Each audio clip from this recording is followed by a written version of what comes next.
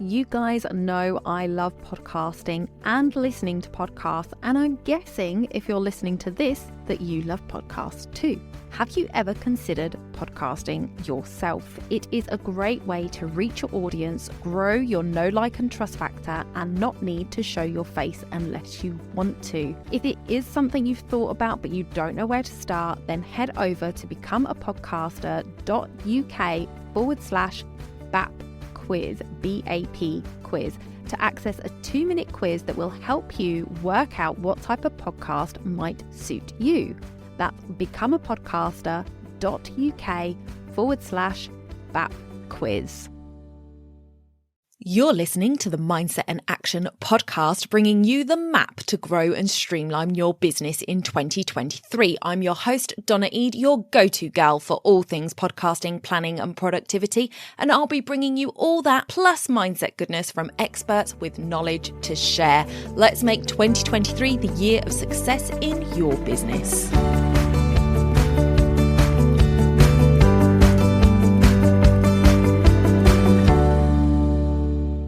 Oh, don't use big words.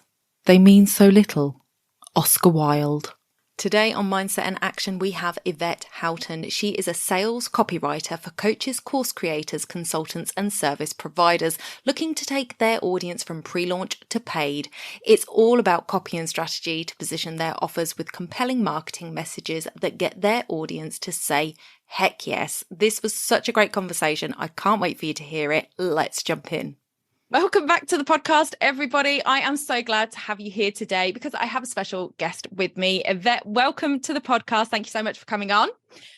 Thanks for having me. I'm so excited about this because copy is something that I have struggled with in my business from day dot. I didn't even know it was a thing when I started out. I didn't know there was any rules or anything around it. So I'm really glad to have this conversation with you today.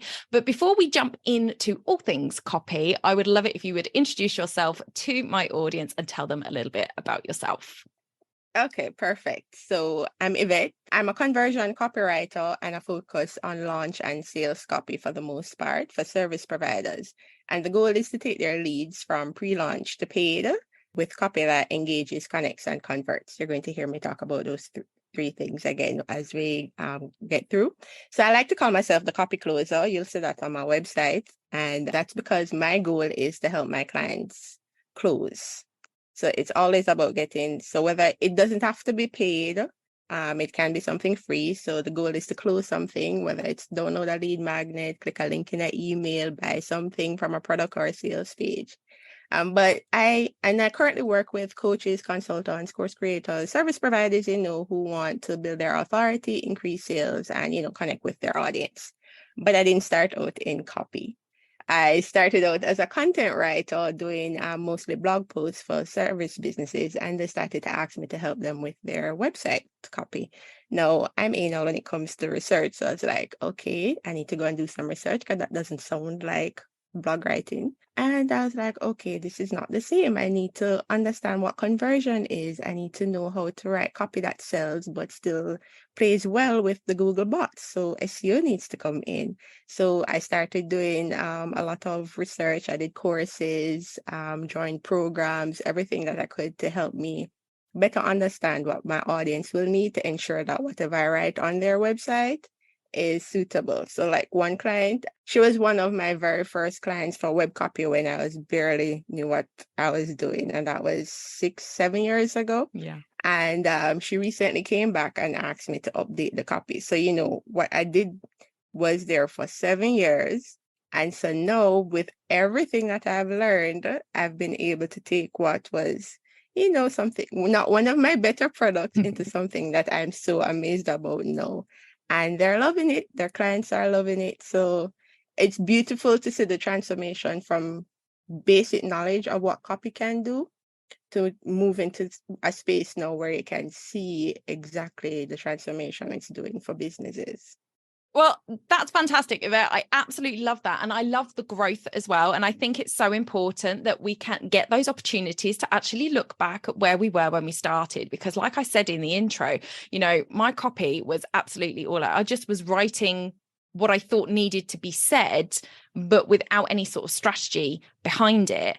And if I look back at things that I wrote at the beginning of my business compared to what I write now, I know there's a difference. I'm still no expert. And when you just gave your intro and you was like, I help people close, like do launches and stuff.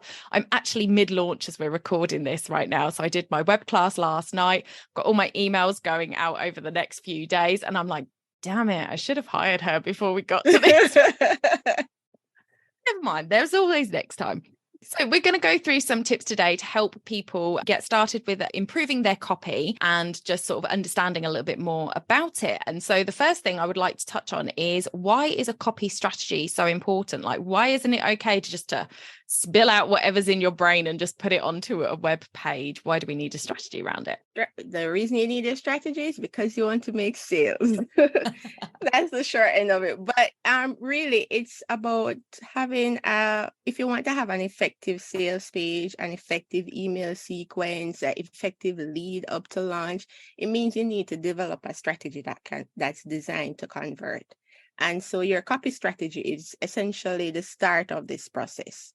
It's your plan for writing for a specific audience in a way that you know will resonate with them and get them to convert. And you start this process and your copy strategy with research, getting to know your audience, getting your voice of customer data. That is absolutely critical when you want to be able to write something that gets people to pull out their card or to give you their email address. And even if you don't have the time and budget to do to invest in like surveys or interviews of your own audience, or if you don't have your own audience yet, you can use a lookalike audience and you do some competitor analysis. So that helps you to start developing a strategy now to say, okay, this is what will resonate with my audience. This is what my audience is looking for. And this is where I'll meet in the middle to give them that transformation that they're looking for. And I'm the best person to do it because of this.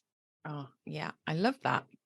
I think it's so important that we think about those things when and this is the sort of thing that you actually have to think about with every single thing that you write. Everything you write is copy. Yeah.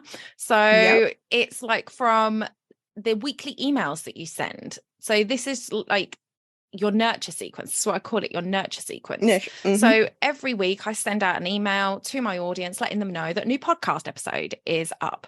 But I feel like I'm probably not utilizing that as well as I could be. And I'm certainly not getting the conversions from it that I want. Now, I know conversions, like people opening your emails, is one conversion. People clicking on a link in your email is another conversion. Yes.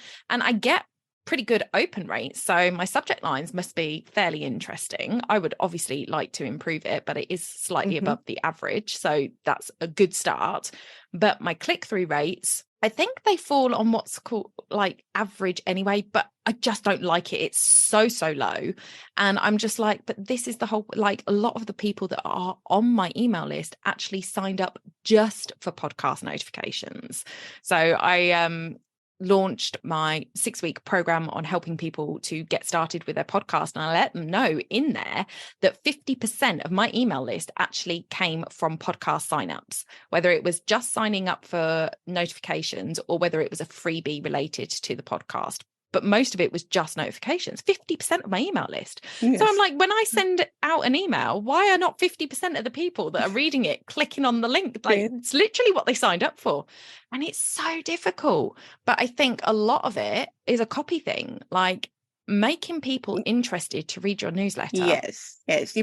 Are you starting like with a story or just going straight into a new episode is out? It depends on what's going on when I'm writing it. So if I've got a little bit of a story that's sort of related to the episode, I kind of start in with that. If there's something specific going on in that week, I might say, hey guys, this week has been absolutely mental, blah, blah, blah, and start talking about a little story there. But yeah, I've got no strategy around my email. I feel really bad admitting it. Well, that's something we can work on. Well, that's something you can work on in terms of how you can incorporate storytelling, especially as it relates to the episode. So it piques their interest to go and watch, to listen to that episode in question. Yeah, definitely. I've got lots to learn, which is why I'm so glad that you're here, because we are talking all about it. So, okay, so we now know that we need a strategy. And when we were talking about you coming on the podcast, you mentioned to me about an ECC blueprint. So what is this blueprint and how can it help us with our content strategy? Okay, perfect. So the ECC blueprint is my framework for writing copy that sells. So it's a 3-part process, and it lays out how your audience will engage, connect, convert your leads into clients. And that's where you get the ECC from, right? Makes sense. So yes. So for engagement, it's about increasing your brand awareness with creative copywriting. And it's about getting your audience so involved with your brand that, like you said, they'll open, but it's more than just the engagement aspect.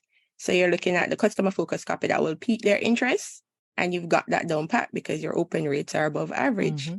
Now, the connection part now is building your following, connecting with your audience, and you're bringing them into the fold with persuasive copy. So you want to connect to their pain points, you want to connect to their emotions, and that way you'll be able to tighten the process from engagement to connection through to the third pillar, which is converting. So in convert, which is where you want to get those clicks over to your podcast, is to get more clients, to get the interest to say yes, please. And whether that's getting a click in the email or getting them to buy something, so it's getting the clients to trust that you're going to give them the transformation you've promised in their engagement and connection.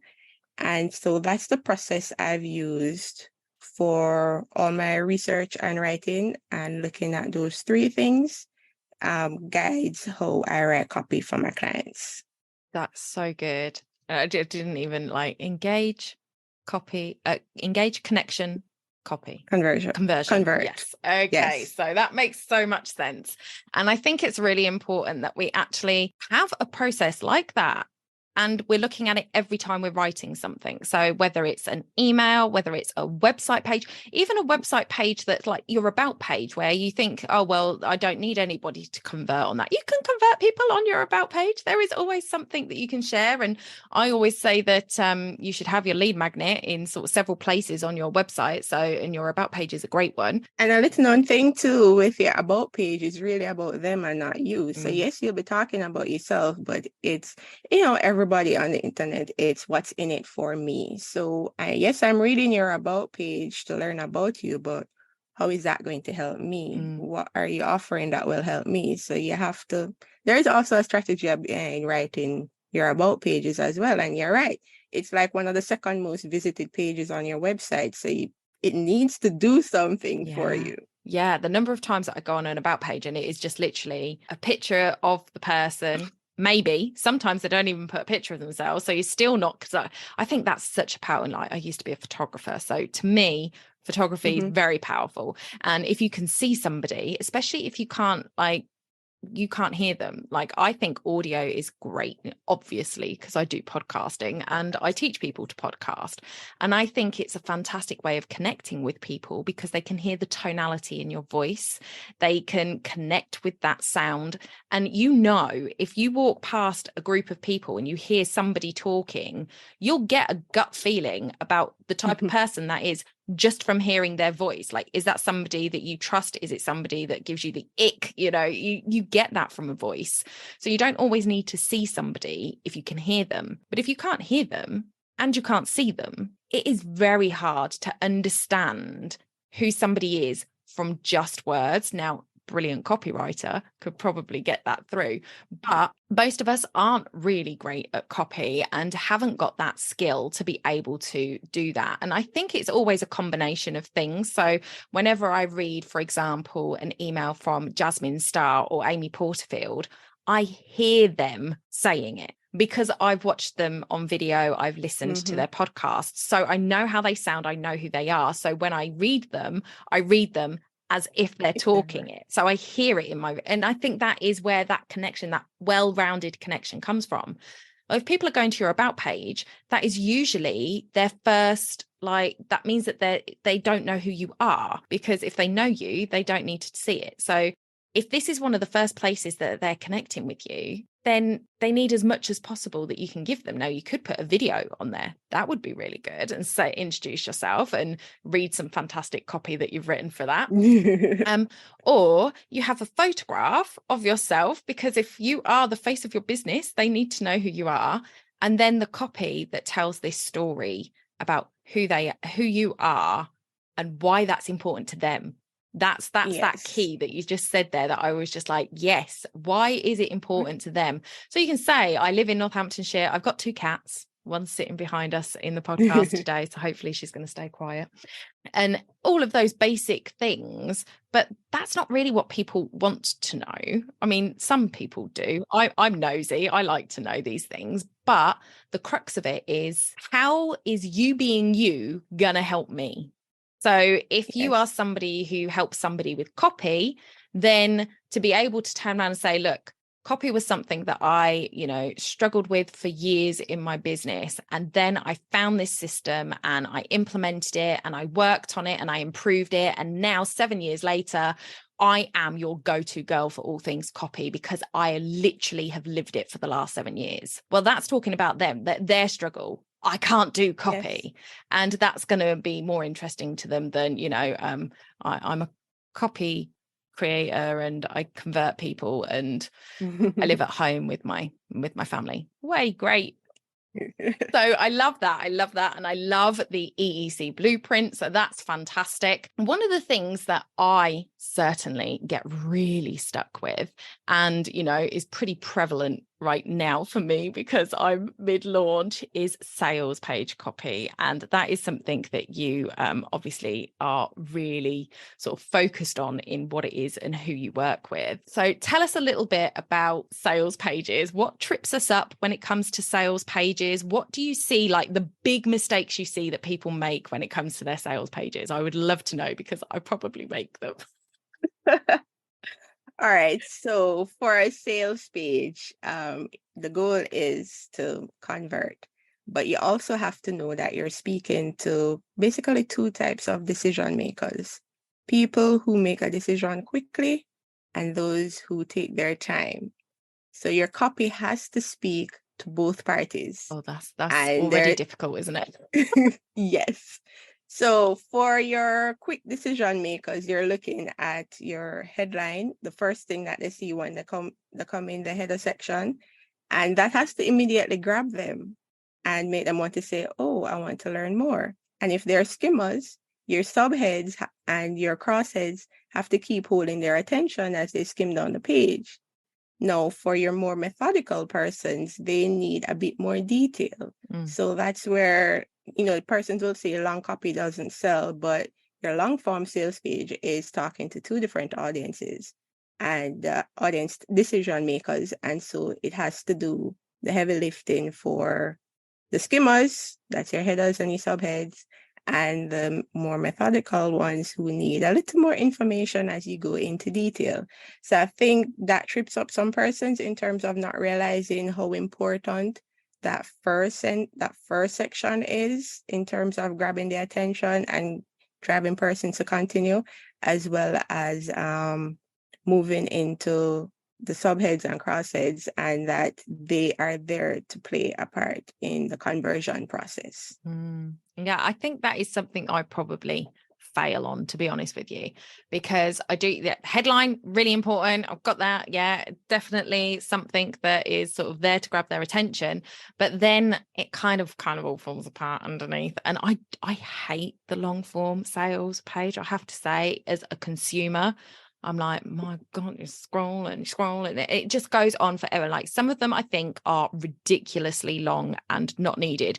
The amount of repetition in some of them, ridiculous, right? Yeah, not necessary. No. So it's not, it doesn't need to be long for long's sake. It's just enough information to give the reader the information they need to know. And sometimes it requires a long form, but not if you have to keep repeating yourself. That just means you don't have anything really to say. Yeah, you're wasting your time, you're wasting people's time. And I'm just like, ugh. And the number of places that I like to have a button, like I have the headline and then I have like the sub headline, this is what it is, this is what it does. And then I have a buy button or an apply button right there. So if they want to go straight to the bit that says, this is the sort of the detail of what you get, and here's a button to click to actually buy it, it takes them straight to that bit. Because the number of times I go to a page and I've got to scroll like 3-4 times before I get to how much is it going to cost me? Like that is infuriating, especially if it's not something that's come off the back of a webinar where you know how much it's going to cost. They tend to be a bit more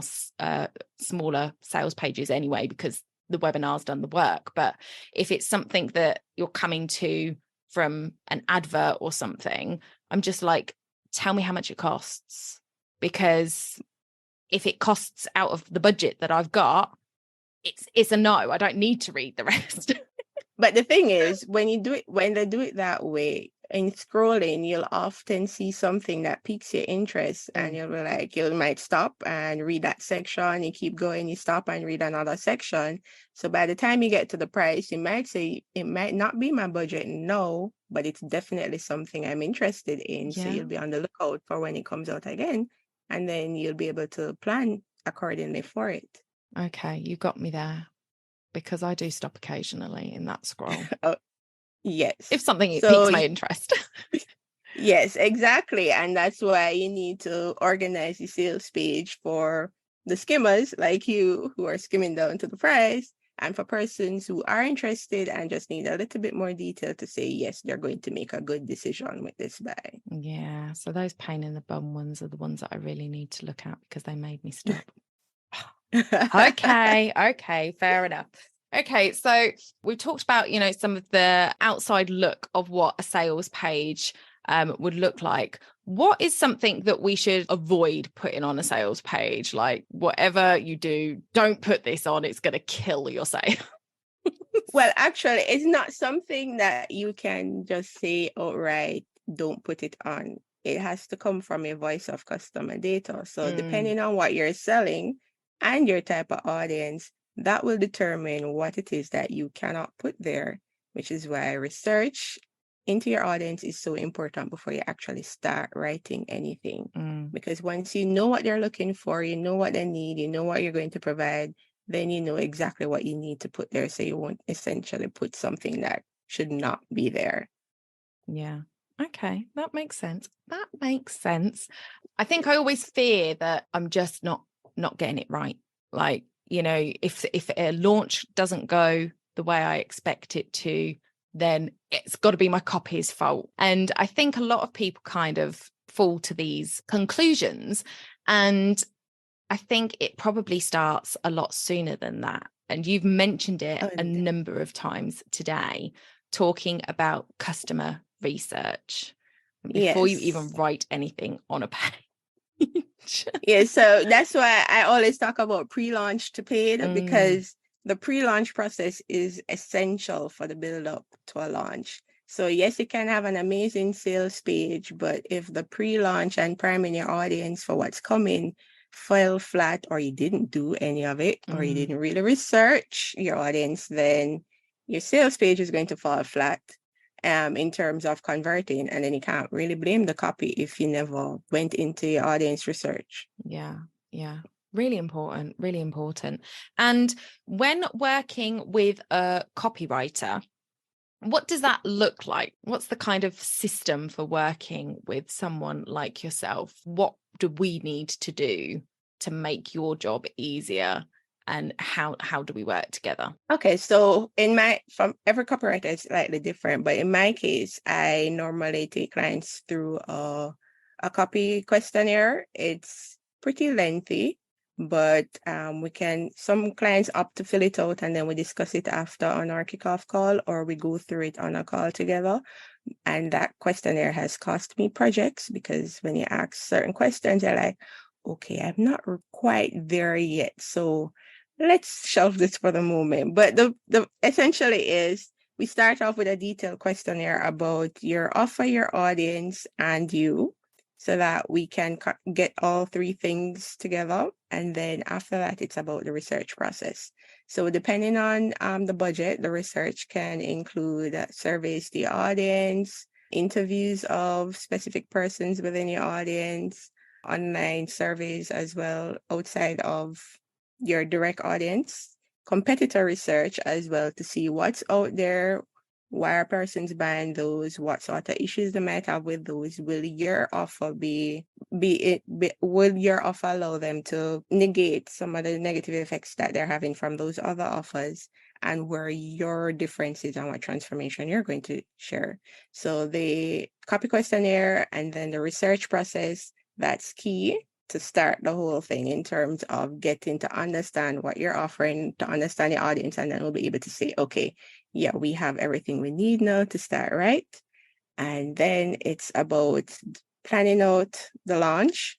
So if you come to me just for the sales page, and I'm assuming you've already planned out your launch, and then we can go through and see how best to incorporate the sales page copy into some of the other aspects of your launch. If not, then we'll plan the full process from pre-launch to when you get to open cart and close cart. Love that. It's important, I think, to know, because I think sometimes people don't know what they're getting into and they're too scared to ask the question. So having an idea of how somebody works and what it is gives people sort of a little bit of comfort in knowing that if they go to a copywriter, whether it's you or whether it's somebody else, that they've kind of got a little bit of an idea of what to expect, because then they can question it. So something I found when I was in the wedding industry was whenever I talked to a couple about their photography, I would end up giving them info. Like, I couldn't help myself. I just wanted them to have a great day and I didn't want them to get screwed over by anybody. And I would be saying, oh, are you having a videographer? Or make sure you ask this, or, you know, this is a red flag to look out for if you're hiring a flight, like all of these things that I would give them. All this, it probably cost me many jobs, but I don't care as long as they actually because I was so focused on making sure that they made the best decision for themselves. So whether it's me, I would always say, I'm not everybody's photographer. Ask me any questions. I would give them all of the answers, and I would answer more questions than they had, because I knew that there were other things that they just hadn't thought of that they needed to know. And I would say, if you're going to interview other photographers, you know, ask them this, ask them that, you know, make sure that they've got this, because, you know, whether you choose me or not, I want you to have a fantastic photographer. And it probably did cost me jobs, but it's so important to get the right person and to work with the right people. And I think it is often a fear when you are literally have no idea. And as a wedding couple, you've never booked a wedding before, more than likely. You don't know what to look out for. You don't know what's right, what's wrong. Like, the number of people that didn't realize that they needed to have a contract with each individual vendor is mind-boggling, and that is still the case. So having people listen to what you just said about how you work with people just gives people that kind of skeleton idea of, you know, this is what I should be looking at, hearing these kind of words, the different sort of levels that you can work at, so that they can kind of make a more informed decision about working with somebody. So I love that. Thank you for sharing it. Now, I want to go back to the sales page a little bit, because you've got a 7-point sales page framework that converts, and we can get our hands on that, can we not? Yes, for sure. So tell us about the 7 points that you talk about in this freebie, and then I will make sure that it's linked in the show notes for you guys. But tell us a little bit about it. Maybe not tell us all 7, because then you can go and download it and see what the others are. Tease us with it. Okay, no problem. So this 7-point sales page framework is essentially to help you uncover what the things you need to ensure that you do cover when writing your sales page. And again, it focuses on how to deliver engagement, connection, and conversion. And so when you follow this process, it will certainly improve the effectiveness of your sales page. The first thing is your audience profile. And this is where we're talking about this. You need to have your research done. You need to know that one person that you're talking to. And then you need to know that one offer that you're trying to sell and the transformation that you're going to deliver. So the first thing is, who is your sales page speaking to? And if you can't really answer that question, then you need to go and nail down your avatar just a bit more. So whatever you say is going to resonate with the persons that you're sending to that page. And of course, we've already spoken about the fact that you need to have a hook or headline section that gives persons a reason to continue reading as they land on your page. And one that a lot of persons don't really talk about, but which is absolutely critical, which is number 5 in my 7 points, is the guarantee. You need to have a guarantee, but it depends on how you write it. So money back guarantee, okay, but are you removing barriers for persons who want to buy and instilling trust in your audience? So your guarantee is supposed to boost sales and tell them that, yes, you know your product or offer is going to do that transformation and you're so confident in it that you're willing to offer this guarantee to them, and it basically helps to build trust. So for example, one sales page I recently concluded, there was a lot of fire elements involved, and so we had a guarantee that's tied to the idea of fire. So that's another thing you can do in terms of using the theme to build out your guarantee. So you have a branded guarantee that's just yours, that whenever anybody thinks of that guarantee, they think of you and your product. So you don't want it to be generic. Interesting. Yes. Oh, love that. Love that. So I am totally going to be downloading that freebie because I'm a bit of a freebie collector, I have to say. I do love a good freebie, and I think they are so valuable, and I just keep them in a nice little file. So if I ever actually need to go further with something with somebody, I've got a nice little file of all these people that have provided me with great resources that I can go back to. I don't know that anybody else is that, ridiculous about it. I'm terrible. I love to be organized. So in the guys, I understand. So in terms of the freebie, also it gives me you examples for each point that I bring out, so you can see what I'm talking about, so you can have an idea of how you could do it for yourself, and it gives you copy tips for handling each point. And it's available as a Google Doc and a Notion template when you're ready to download. So in terms of, I can give you an example of one of the copy tips. Yeah. So when I ask you, who is your sales page speaking to? And I give you a quote that should kind of immediately bring to mind what you need to think about. And it's that your job is to know your visitors, your customers, and your prospects so well that you understand the situation they're in right now, where they'd like to be, and exactly how your solution will be able to get them to their ideal self. That's the goal of your sales page. And that quote comes from Joanna Weeb of Copy Hackers.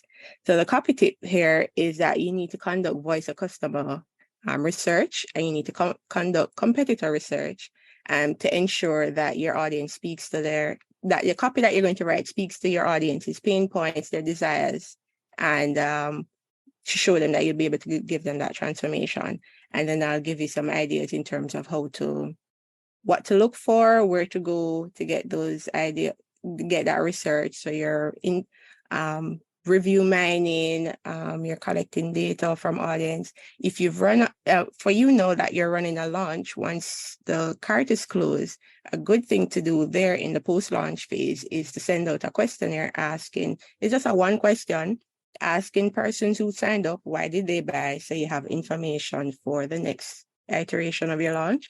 And then you ask those that signed up for your lead but didn't buy, you ask them a one question, why didn't you buy? So that you know what objections you need to overcome for your next iteration. And so you always have data to assist you with putting together that copy. Because I do that. That's the one thing I do. I do always send out little questionnaire, one questionnaire, why didn't you buy, or why did you buy? Yeah, either or. I do that. That's the one thing that I do. Yay for me. I can give myself a tick. And then you incorporate it in when you're doing the next launch. Perfect. Okay, love that. awesome. Okay, so I will have that linked in the show notes for you guys, so you can go over and connect with Yvette. And also we are going to put all social handles. So where do you hang out most, Yvette? I'm normally on Instagram at Yvette J Writing, and I'm also on LinkedIn at Yvette. And I do doom scroll a bit on Twitter at Yvette Writing, but I try to engage a lot there as well. So those are my three main platforms at the moment. It does make sense being a copywriter, because a lot of journalists and things hang out on Twitter, don't they? So I think that's probably what, but I hate Twitter. It's like, I'm sorry, just don't like it. I actually deleted one of my Twitter accounts, like my business Twitter account. I deleted it. So I've got my personal one on there, and I literally only go on there when something goes wrong. So Instagram went down a couple of weeks ago in the evening. I was on it and it had gone down, and I was like, is there something wrong or is it me? So I went to Twitter, and the first thing I saw was something from somebody I follow on Instagram that said Instagram is down. And I was like, okay, then that makes sense. That's the only time I go over onto Twitter now. That's the only time a lot of persons go over onto Twitter, for sure. I just, like you say, doom scrolling. I just can't be Well, the thing is, Jamaican Twitter is often hilarious, and that's where I get stuck. So I have to remind myself, okay, Yvette, click off. We're not going down that rabbit hole today, but there is always something happening in Jamaica. And I bet. Okay. I love it. Right. Well, before we wrap up, I do have my quick fire round for you, which I love to do with people because I find it always so interesting. I mean, I say it's quick fire. It's a quick question with a quick answer, but it doesn't necessarily mean it's quick fire, because I do like to have a conversation about these things. So if you're up for it, I've got 3 little questions I'd like to ask you. All right. Go ahead. The first one is, what is the book that has made the most impact on your life? Okay, so for me, it's 2 books, and they're books I listen to almost every year since I found them, because my head kind of thinks I need the constant reminders. So the first one I know how you feel. The first one is The Mountain Is You by Brianna Wiest. I'm a big self-sabotager, and I'm always feeling like I'm in my way. I basically stop myself from moving forward. So listening to this book always reminds me that, yes, I am the one self-sabotaging sometimes, but I can control that. And I need that constant reminder to tell me that, yes, I am in control of how I approach my life, how I respond to certain things, and that, I can make it happen for me. So I can take care of myself. And then the second one is Write It Down and Make It Happen by Henriette Clauser. It's about visualizing your goals through the act of writing it down. And I don't always remember to do that, but when I do, it definitely helps to stay motivated and it keeps me focused. So those 2 books, I listen to them at least once annually, and sometimes twice.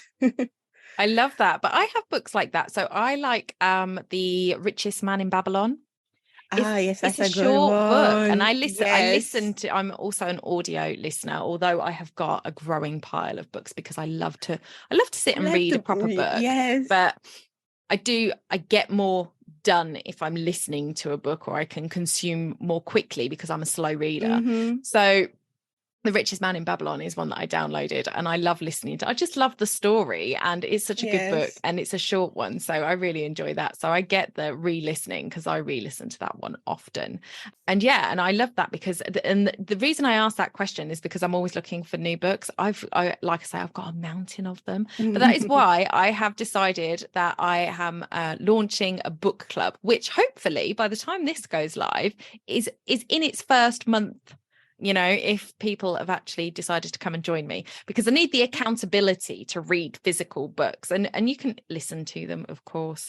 But I've got some physical books that I want to read, and I would love to read it with people. So I thought I'll start a little book club with the podcast for podcast listeners so that we can connect a little more, which I'm really looking forward to. Okay, and hopefully it's up and running now. So as we're talking about this, we're looking forward to next month and what book we're going to watch, but listen to watch. Okay, I definitely like that idea. I have a friend who recently joined, and the books are quite interesting.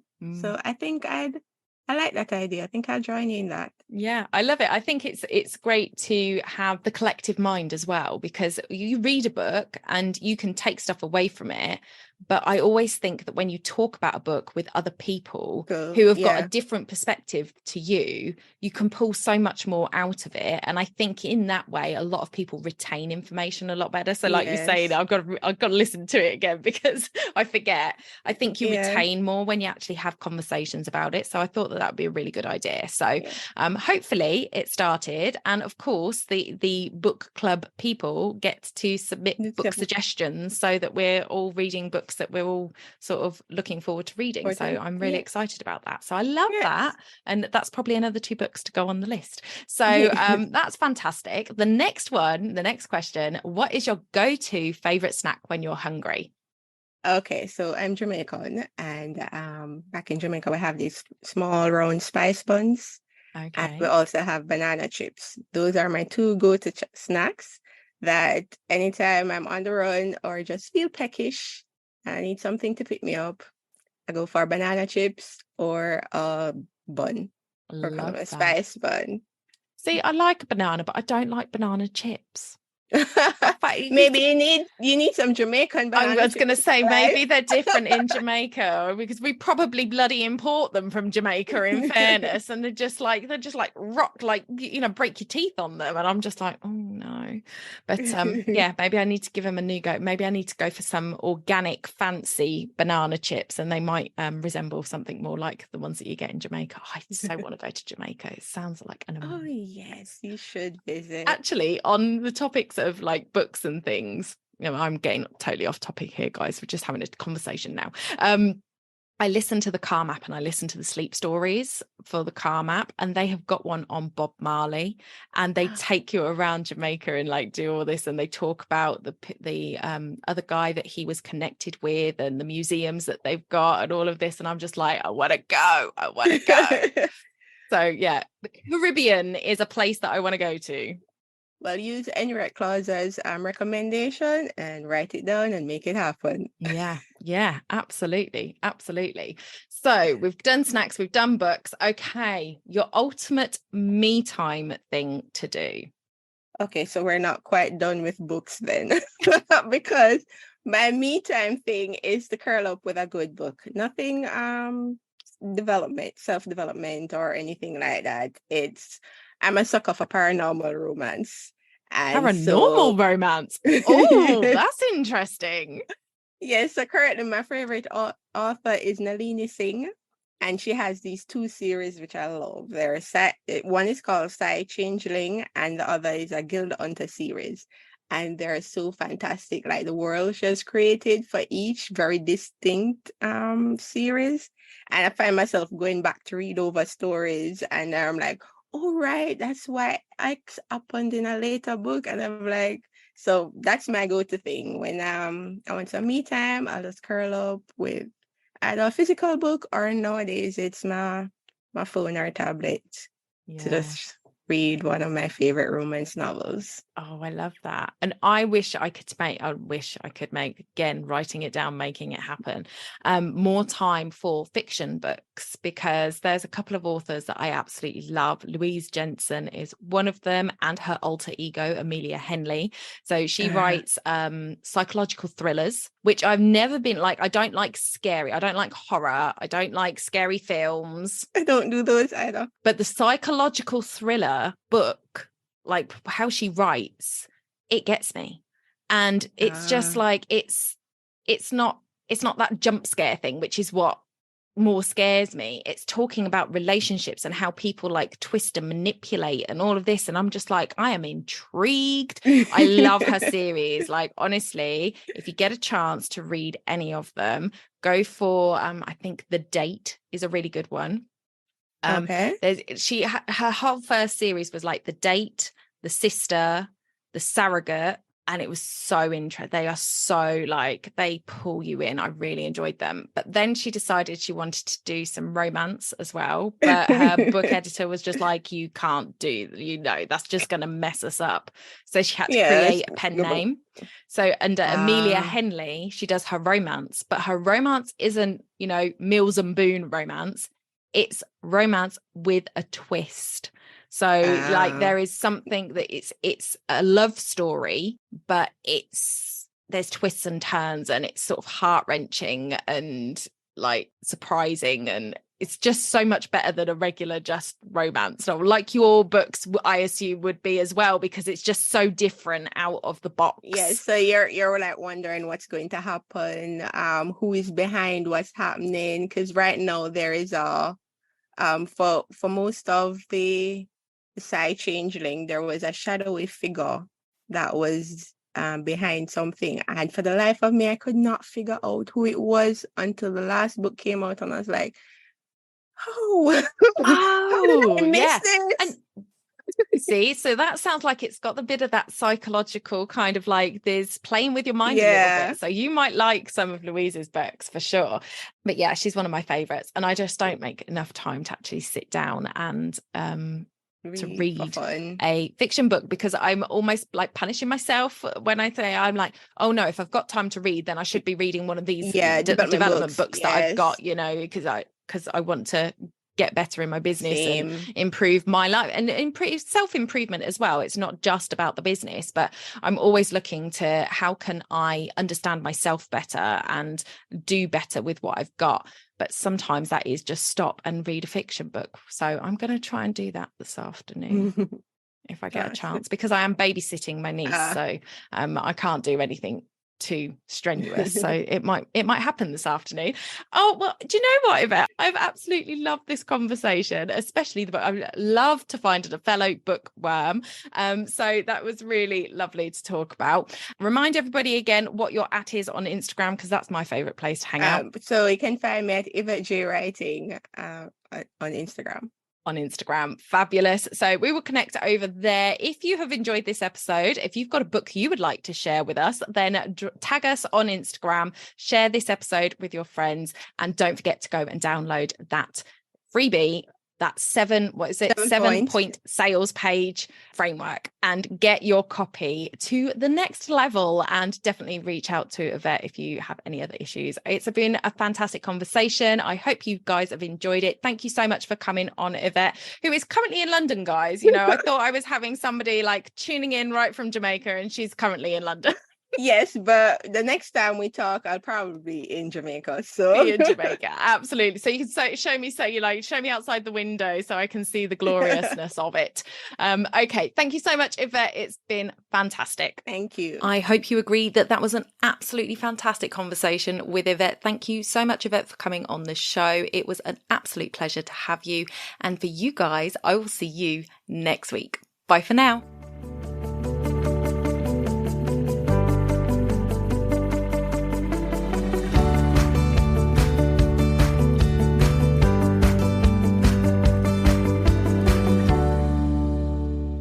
Don't forget to hit those stars and leave a review of the podcast where you listen if you found value in what you heard today. It's a free way you can help the podcast reach more people just like you.